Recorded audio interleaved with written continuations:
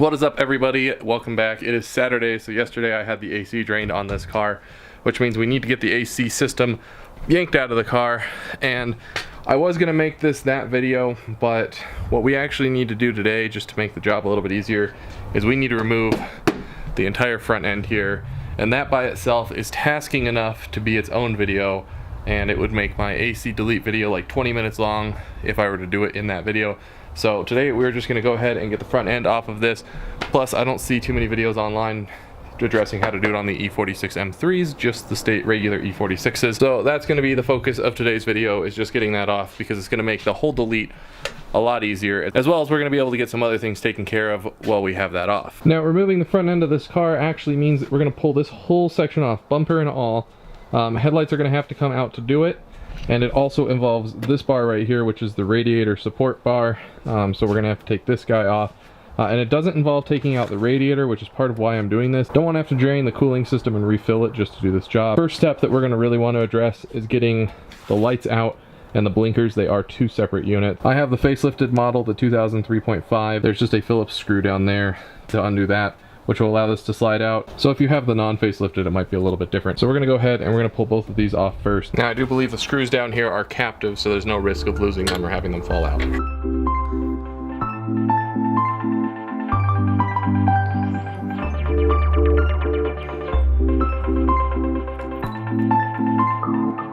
And then just next up, I'm just gonna quickly go ahead and take off these trim pieces here that run under the headlights. They're pretty simple. There's just a trim piece here, or a clip here. Don't mind that, just dropping tools. As you can also see behind where the blinker is, there's just another clip back here that needs to be removed. And it should just rock right out from here, where it's connected to the fender. So next step is just going to go ahead and get this off. It's just 4 pins, one there, one there, one there, and one there. All push pins, or pull pins I guess in this case, because we're pulling them out.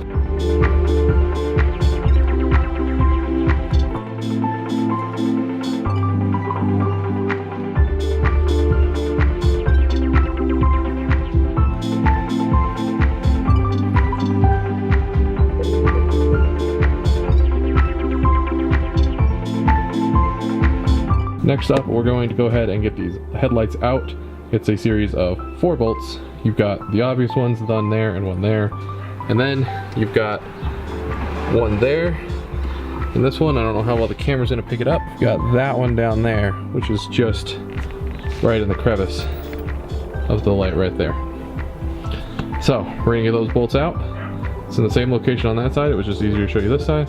We'll get those out and we'll pull them out.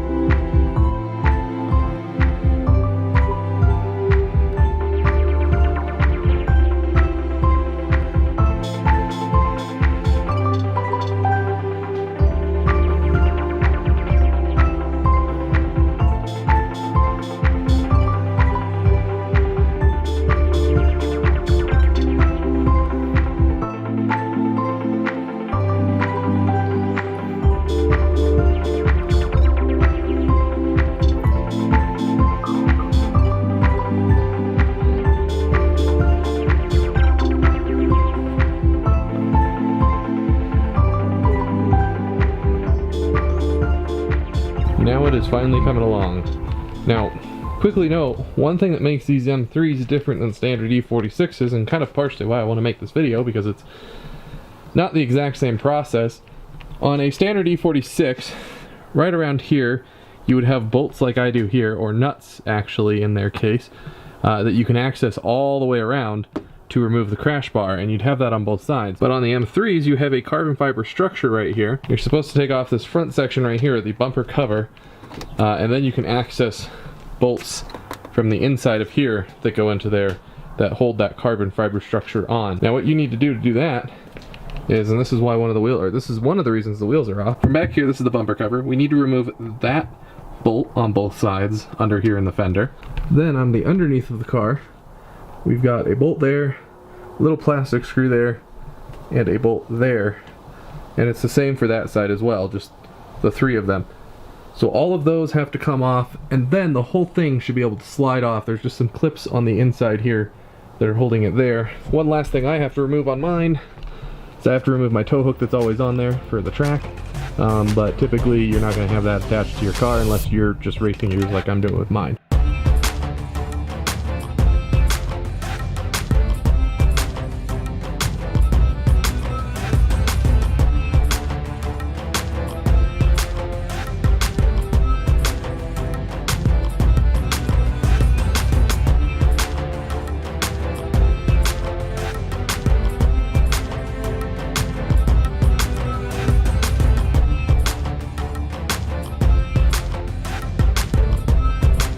So there we have the bumper off. You just had to disconnect the fog lights. Now you can take them out before taking off the bumper, but disconnecting them after disconnecting the bumper is just as easy. So I've left them in for now. This is the carbon fiber crash structure up at the front. You can see through these holes right here. It's kind of hard to see, but you got 3 on each side, 13mm nuts going on bolts that secure this directly to the frame. So that's why I have to pull this section off. Now the next step, well, you would think would be pulling off the crash structure, but on the M3s, if you still have your windshield washer fluid, and I'm going to assume most of you guys do because not as many people are converting theirs into full race cars like me. I know a lot of you guys who watch my videos are keeping your car street and you're just trying to get some work done.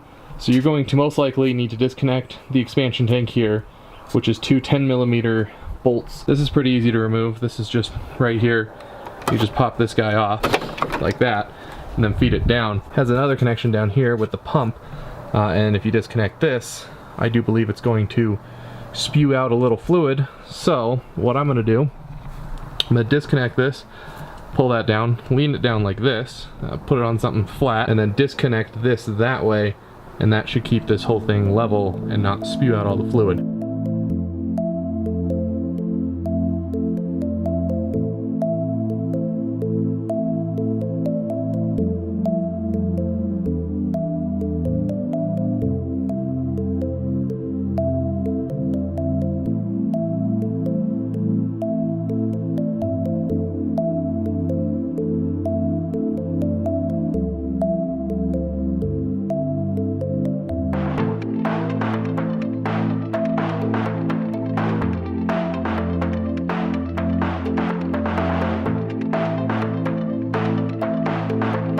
So I didn't go exactly as planned. I did have to disconnect this from the back so that I could shift it back there to get it around the crash bar. But as you can see, I have it sitting right here. It did want to leak a little bit on me when I first pulled it out. There was this hose here that was connected to this one. It was zip tied all the way up. I undid the zip ties. There was 3, one of them shot off into nowhere. But I took the hose and I routed it down to connect there, so I could store it safely without it leaking. So we're going to move over to the crash bar, and like I said, it's 3 13mm nuts on the inside of each one of these holes right here, and I don't believe that this has to be removed to do it.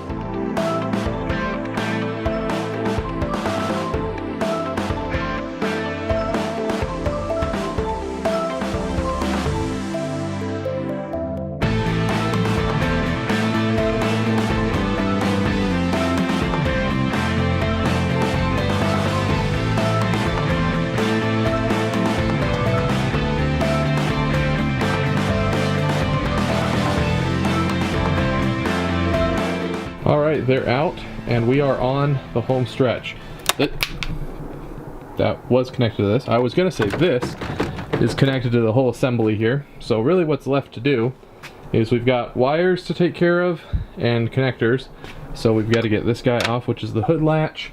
We can either unplug the horns or figure out how to unplug this guy. I believe it screws off. I'm not entirely sure. Probably going to unplug that guy. We've got to unrun this and take out the remainder of our bolts up top, and then the whole front end should just slide off with this fan assembly here, obviously leaving behind the radiator and the AC compressor. Easiest way, and the way that BMW intends you to do it when it comes to disconnecting the hood release, is through this little box right here, and it's just clipped in here.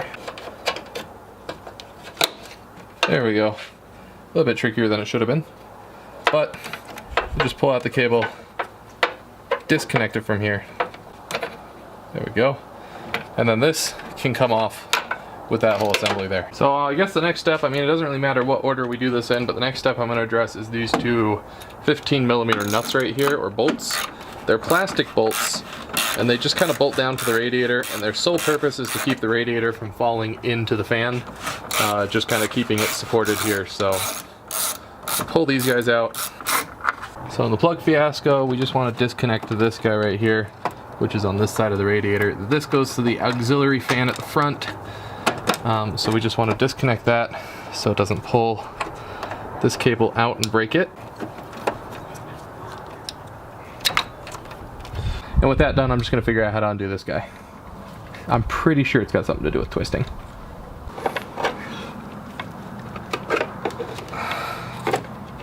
Twisted, undone. So that's how that comes undone. That will allow this whole thing to come off without having to unrun the wire from this. Alright, with that connector and that connector disconnected, all I've got left to do is remove all the wires that are connected to it, and then remove all 4 of those 10mm bolts. So I'm just going to go ahead and do that all in one swoop, and then we're going to get the front end off.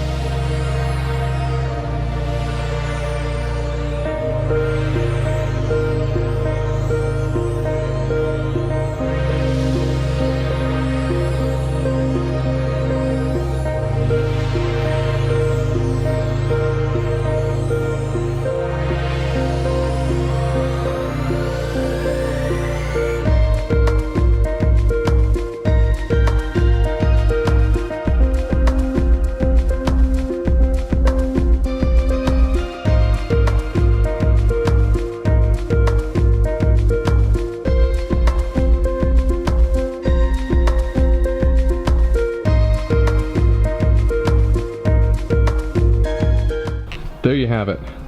Front end fully removed from the car. Now you can go ahead and get done whatever work you need to do up front. For me, that involves removing this guy, which will allow a lot more cooling. As you can see, the fins are all smashed up here. It'll make my radiator the subject of smashed fins, but it'll take all the airflow that goes through here and makes it so it just goes through here. So that'll be super exciting, super nice to get done. But that just about does it. So now would be the time that you get done whatever work that you need to get done to it. That's how you take off the front end of an E46 M3. Yeah, the internet was lacking videos on that. Anyway guys, I think that more or less just wraps up what I was going to get done in this video. Like I said, I was originally intending to just do this as part of the AC delete video, but that's enough steps that it would have been a lot of steps to just delete one thing. So I figured I'd make a video on how to do that. Plus, I knew it would help a lot of people who were doing other things as well, not just the AC delete. So it's a mutually beneficial video, I guess. Anyway, guys, if you like the content, maybe consider liking down below. If you want to see the next step in this whole process, maybe consider subscribing. I've got more videos coming out as we drop the weight on this car. We do need more front end weight gone anyway, because it is pretty gutted in the back, not gutted enough in the front. Anyway, guys, thanks for watching, and I'll see you in the next video.